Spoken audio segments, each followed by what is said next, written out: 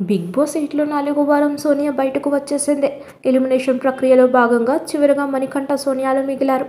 హౌస్లో ఉన్న 9 మంది ఎవరి పక్షాన నిలబడితే వాళ్ళు హౌస్లో ఉంటారు. మిగిలిన వాళ్ళు ఎలిమినేట్ అవుతారని నాగార్జున హౌస్ మేట్స్ కి చెప్పారు. మణికంఠ హౌస్లో ఉండాలని కోరుకునే వాళ్ళు లేచి నిలబడండి అని అడగ్గా నిఖిల్, పృథ్వీ, నైనికాలు తప్ప మిగిలిన 6గురు లేచి నిలబడ్డారు. దాంతో నాగార్జున ఆడియన్స్ ఓటింగ్ అలాగే హౌస్ ఓటింగ్ ప్రకారం సోనియా ఎలిమినేట్ అయ్యిందని ట్విస్ట్ ఇచ్చారు. ఆడియన్స్ ఓటింగ్ ప్రకారం, హౌస్ ఓటింగ్ ప్రకారం నువ్వు ఎలిమినేట్ అయ్యావని సోనియాతో నాగార్జున చెప్పారు. అయితే బిగ్ బాస్ చరిత్రలో ఆడియన్స్ ఓటింగ్ ప్రకారం ఎలిమినేట్ చేసి మళ్ళీ హౌస్ మేట్స్ నిర్ణయం తీసుకోవడం ఇదే తొలిసారి. మొత్తానికి ఆడియన్స్ తో పాటు హౌస్ మేట్స్ కూడా వద్దనుకోవడంతో హౌస్ నుంచి సోనియా ఆకుల ఎలిమినేట్ అయ్యిందని నాగ్ తేల్చాడు. ఇక సోనియా స్టేజ్ మీదకి వచ్చిన తరువాత జర్నీ చూపించారు. ఆ తరువాత సోనియా మాట్లాడుతూ, మార్నింగ్ నుంచి నేను బయటకు రావడానికి సిద్ధంగా ఉన్నాను. నిజానికి నేను ఒంటరిని. కాలేజీలో కూడా అంతే. నన్ను అంతగా ఇష్టపడరు.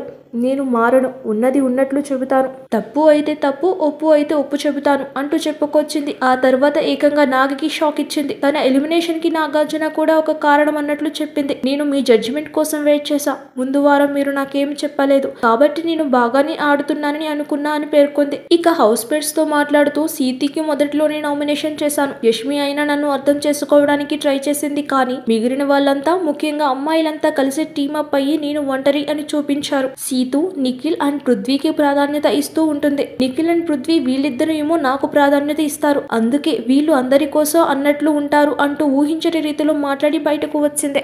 సబ్స్క్రైబ్ చేయండి. Subscribe to. Please like, share and subscribe to top Telugu TV. Top Telugu TV.